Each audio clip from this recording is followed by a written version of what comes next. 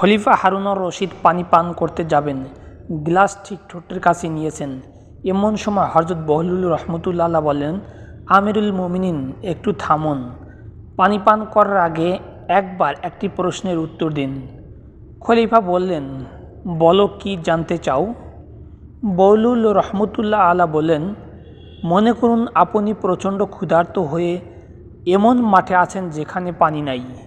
পিপাসায় আপনার প্রাণ ওষ্ঠগত। এমন অবস্থায় আপনি এক গ্লাস পানির জন্য কতটুকু মূল্য ব্যয় করবেন?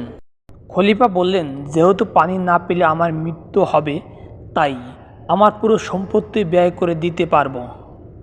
হযরত বহলুল রহমতুল্লাহ বললেন, ঠিক আছে, এবার বিসমিল্লাহ বলে পানি পান করেন। খলিফা পানি পান করলেন।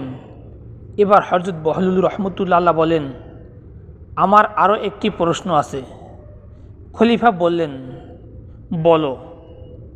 বহলুল রহমতুল্লাহ বললেন, এই পানি যদি আপনার শরীর থেকে না বের হয়, পেটেই জমা থাকে, প্রস্রাব বন্ধ হয়ে যায়, সেই পানি বের করবার জন্য কত টাকা ব্যয় করবেন? প্রস্রাব বন্ধ হলে তো আমি সহ্য করতে পারবো না, মারা যাব। জীবন বাঁচাতে একজন ডাক্তার যতটা চায় ততটাই দিব।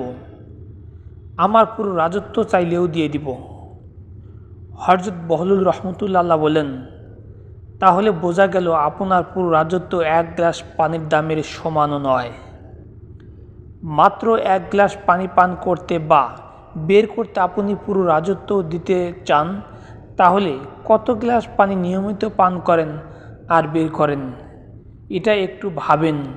আর এই নিয়ামত যিনি দিয়েছেন তার শুকরিয়া আদায় করেন। সব কিছুর জন্য আলহামদুলিল্লাহ। আল্লাহ তাআলা আমাদের তার নিয়ামত বোঝার তৌফিক দান করুন। আমিন।